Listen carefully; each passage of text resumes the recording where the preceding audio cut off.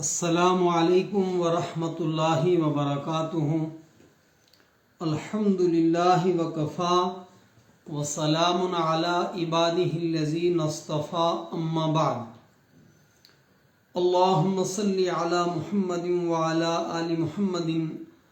کما صلیت علی ابراہیم وعلی آل ابراہیم انک حمید مجید۔ اللہم بارک علی محمد وعلی آل محمد کما بارکت علی ابراہیم وعلی آل ابراہیم انک حمید مجید۔ رمضان المبارک کے عشرۂ آخر یعنی تیسرے عشرہ کے خاص اعمال میں سے ایک عمل اعتکاف سنت ہے۔ اعتکاف کے معنی ہے ٹھہرنا، رکنا، یعنی اعتکاف کرنے والا کچھ مدت کے لیے ایک خاص جگہ میں، یعنی مرد مسجد میں، عورت گھر کے اس حصے میں جس حصے کو اعتکاف کے لیے منتخب کر لیا ہو اس کے اندر ٹھہرے رہنا، اس کو اعتکاف کہتے ہیں۔ اعتکاف کی فضیلت کے اندر ان عائشہ رضی اللہ عنہا زوج النبی صلی اللہ علیہ وسلم ان النبی صلی اللہ علیہ وسلم کان یعتکف العشر الاواخر من رمضان حتی توفاہ اللہ ثم اعتکف ازواجہ من بعدہ۔ صحیح بخاری میں روایت ہے، ام المومنین سیدہ عائشہ صدیقہ رضی اللہ تعالی عنہا فرماتی ہیں کہ نبی اکرم صلی اللہ علیہ وسلم آخری عشرے کا اعتکاف فرمایا کرتے تھے، یہاں تک کہ اللہ کے رسول صلی اللہ علیہ وسلم کی وفات ہو گئی۔ پھر آپ صلی اللہ علیہ وسلم کے بعد ازواج مطہرات رضی اللہ عنہن بھی اس مسنون اعتکاف کا اہتمام ہمیشہ فرماتی رہیں، اور اس کے اجر کے سلسلے میں عن ابن عباس رضی اللہ عنہما عن النبی صلی اللہ علیہ وسلم قال ومن اعتکف یوما ابتغاء وجہ اللہ تعالی جعل اللہ بینہ وبین النار ثلاث خنادق کل خندق ابعد مما بین الخافقین۔ فرماتے ہیں حضرت عباس رضی اللہ تعالیٰ عنہ کہ نبی صلی اللہ علیہ وسلم نے ارشاد فرمایا، جو شخص ایک دن کا اعتکاف اللہ رب العالمین کی رضا جوئی کے لیے کرے تو اللہ تبارک و تعالی اعتکاف کرنے والے کے اور جہنم کے درمیان 3 خندقیں حائل فرما دیتے ہیں، اور ایک خندق جو ہے وہ اتنی بڑی ہے جتنا زمین و آسمان کے درمیان کا خلا ہے۔ تو رسول اکرم صلی اللہ علیہ وسلم نے اس کی بہت ہی فضیلت بتائی، اور فضائل اعتکاف اور فوائد اعتکاف کے سلسلے میں نبی اکرم صلی اللہ علیہ وسلم نے فرمایا، قال فی المعتکف وہو یعتکف الذنوب ویجری لہ من الحسنات کعامل الحسنات کلھا، کہ جو شخص اعتکاف کرنے والا ہے، پہلا فائدہ تو یہ ہے ہوا یعکف الذنوب، وہ گناہوں سے بچ جاتا ہے۔ آدمی عام جو ہے حالات کے اندر ہو، سماج کے اندر چل پھر رہا ہو اور مسجد سے باہر ہو، اپنے آپ کو اس نے ایک محدود دائرے کے اندر پابند نہ کر رکھا ہو تو خواہی ناخواہی بہت سارے گناہ سرزد ہو جاتے ہیں۔ معتکف یعنی اعتکاف کرنے والا گناہوں سے مکمل محفوظ رہتا ہے۔ اور دوسری بات یہ کہ اعتکاف کرنے کی وجہ سے جو بہت سارے نیک کام کرنے سے وہ محروم رہتا ہے، مثلا جنازے کی شرکت ہے، یا اسی طریقے سے علماء کی مجالس میں جانا ہے، غرباء کی امداد کرنا ہے، کسی راہ چلتے مسافر کا ہاتھ تھامنا ہے، کسی معذور کو جو ہے وہ کندھا دینا ہے، اس کا بوجھ اٹھانا ہے، تو معتکف یہ کام نہ کرنے کے باوجود ان سارے کے سارے کاموں کا جو ہے وہ ثواب حاصل کرتا ہے۔ اور اس سے بڑھ کر یہ ہے کہ نبی اکرم صلی اللہ علیہ وسلم نے فرمایا مانی تکف ایمان و احتسابا غفر له ما تقدم من ذنبه۔ ایک حدیث ہے نبی اکرم صلی اللہ علیہ وسلم نے فرمایا من صام رمضان ایمان و احتسابا غفر له ما تقدم من ذنبه، جس شخص نے ایمان کے ساتھ اللہ تعالیٰ کی رضا کے لیے ثواب کی امید کے ساتھ جو ہے روزہ رکھنے کا اہتمام کیا، اللہ تعالیٰ اس کے پچھلے سارے گناہ معاف فرما دیتا ہے۔ دوسری حدیث ہے من قام رمضان ایمان و احتسابا غفر له ما تقدم من ذنبه، کہ جس شخص نے قیام لیل فی رمضان کا اہتمام کیا، یعنی رمضان المبارک کی راتوں کے اندر نماز تراویح و تہجد کا اہتمام کیا، اللہ تعالیٰ اس کے پچھلے سارے گناہ معاف فرما دیں گے۔ تیسری روایت ہے من قام لیلۃ القدر ایمانا و احتسابا غفر له ما تقدم من ذنبه، کہ جس شخص نے شب قدر کے اندر قیام کیا، اللہ تعالیٰ کی عبادات کی، فرمایا اللہ تعالیٰ اس کے پچھلے سارے گناہ معاف فرما دیتا ہے۔ اور چوتھی حدیث نبی اکرم صلی اللہ علیہ وسلم نے اسی کے ہم پلہ فرمایا منی تکفا، جس شخص نے اعتکاف کیا ایمان و احتسابا، ایمان کے ساتھ اور ثواب کی نیت اور امید کے ساتھ، فرمایا غفر له ما تقدم من ذنبه، اللہ تبارک و تعالی اس کے پچھلے گناہوں کو معاف فرما دیں گے۔ تو یہ ہے اعتکاف کی فضیلت۔ حضرت نبی اکرم صلی اللہ علیہ وسلم جو ہمارے لیے کامل ترین اسوہ حسنہ ہیں، آپ صلی اللہ علیہ وسلم نے ایک رمضان المبارک میں آغاز رمضان ہی میں اعتکاف فرمایا، یعنی پہلے عشرے کا اعتکاف فرمایا، پھر دوسرے عشرے کا اعتکاف فرمایا، اور دوسرے عشرے کے اعتکاف کے دوران حضرت نبی اکرم صلی اللہ علیہ وسلم کا جو معتکف تھا جس میں آپ نے اعتکاف فرمایا تھا، وہاں سے آپ نے سر اقدس باہر نکالا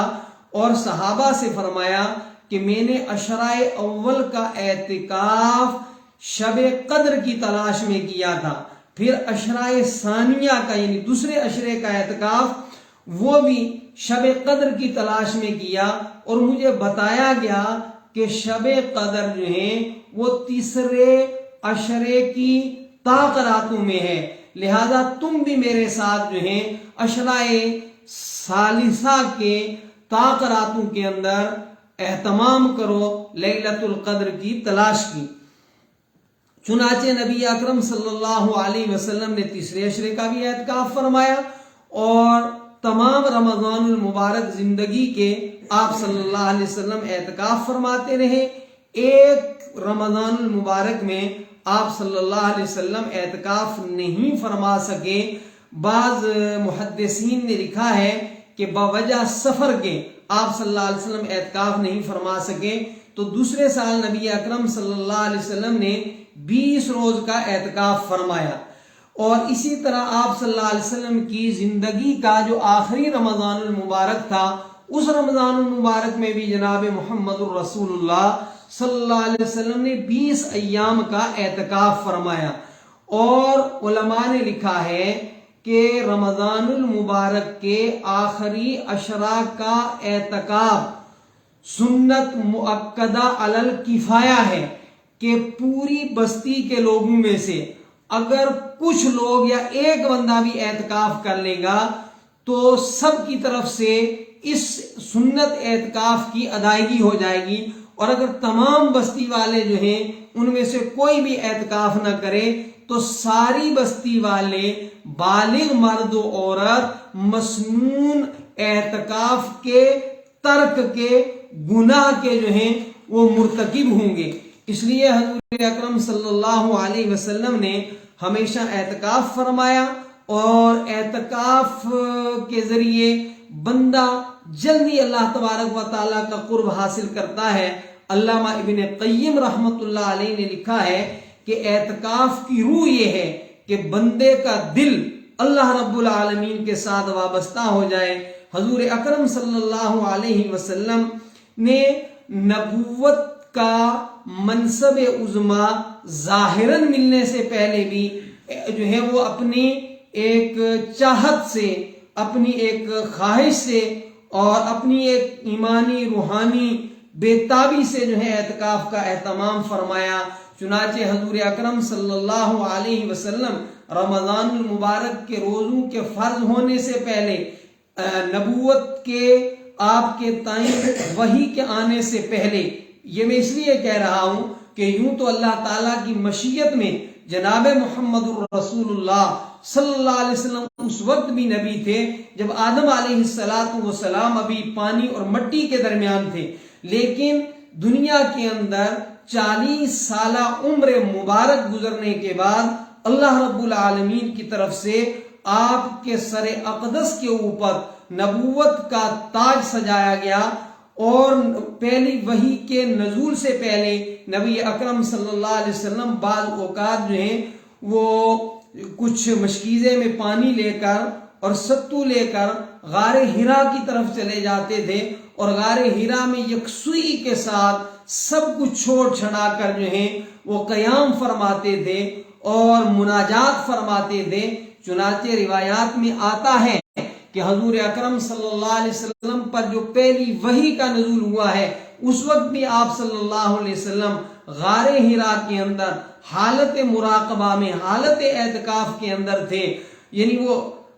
ہر طرف سے جو ہے سماج کو اور معاشرے کے مشاغل کو چھوڑ کر کے وہاں تشریف فرما یاد خداوندی میں تھے، اور وہ رمضان المبارک ہی کا مہینہ تھا، اور بعض محققین سیرت نگاروں کے نزدیک وہ شب قدر ہی کا موقع تھا جب آپ صلی اللہ علیہ وسلم پر پہلی وحی کا نزول ہوا۔ تو اعتکاف کے ذریعے بندے کو اللہ رب العالمین کا قرب حاصل ہوتا ہے، تعلق مع اللہ کے اندر اضافہ ہوتا ہے، اور مناجات کی لذت اسے حاصل ہوتی ہے، گناہوں سے وہ بچتا ہے اور دعائیں قبول ہوتی ہیں۔ اور اگر معتکف نیت اعتکاف سے مسجد کے اندر باوضو اور مسنون طریقے پر سونے کا بھی اہتمام کرے گا تب بھی وہ جو ہے نیکی کرنے والوں میں شمار ہوگا۔ تو حضور اکرم صلی اللہ علیہ وسلم نے اعتکاف کا اہتمام فرمایا، آپ کے بعد ازواج مطہرات رضی اللہ عنہن اعتکاف کا اہتمام فرماتی رہیں، اور پھر ہر زمانے کے صلحاء کی ایک بہت بڑی تعداد جو ہے وہ اعتکاف کا اہتمام کرتی رہی۔ اعتکاف کے لیے علماء نے لکھا ہے کہ سب سے بہتر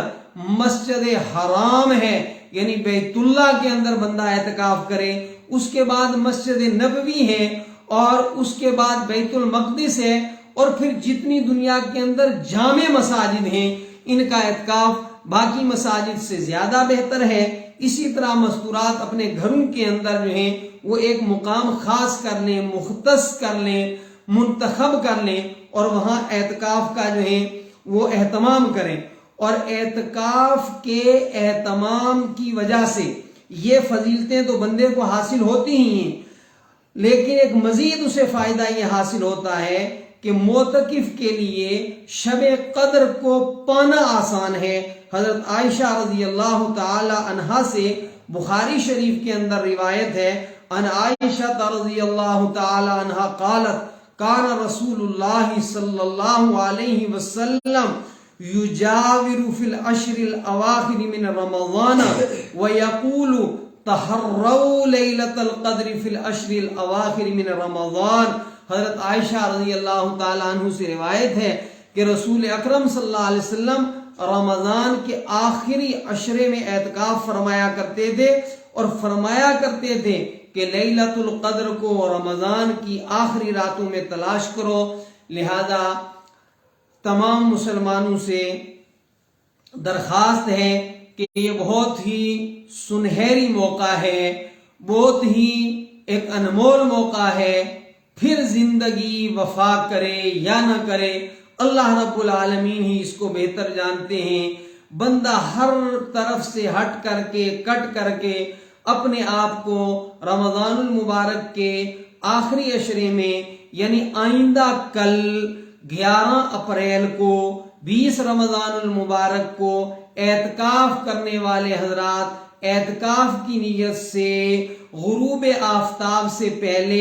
مسجد کے اندر پہنچ جائیں اور پھر اس کے بعد مکمل اپنے آپ کو پابند کر لیں. انتہائی ضرورت کے بغیر یعنی جس طرح بول و براز کا معاملہ ہے اس کے لیے باہر نکل سکتے ہیں, وضو کے لیے باہر نکل سکتے ہیں, یا وہ مساجد کہ جن مساجد میں نماز جمعہ کا اہتمام نہیں ہوتا تو وہ بالکل اتنا وقت لے کر اپنی اعتکاف کی مسجد سے نکل سکتے ہیں کہ نماز جمعہ وہاں پڑھ لیں اور جمعے سے فارغ ہو کر سیدھے واپس اپنے معتکف میں پہنچ جائیں. اس طرح مرد جو ہیں وہ اعتکاف کا اہتمام کریں اور جہاں جہاں اجتماعی اعتکاف ہو رہا ہے وہاں بھی اپنے آپ کو شریک کریں. بہرحال دوسرا اہم عمل جو ہے وہ عشرۂ اخیر کا ہے, لیلۃ القدر, اس پر انشاءاللہ پھر بات کریں گے. آج اتنی ہی بات کافی ہے.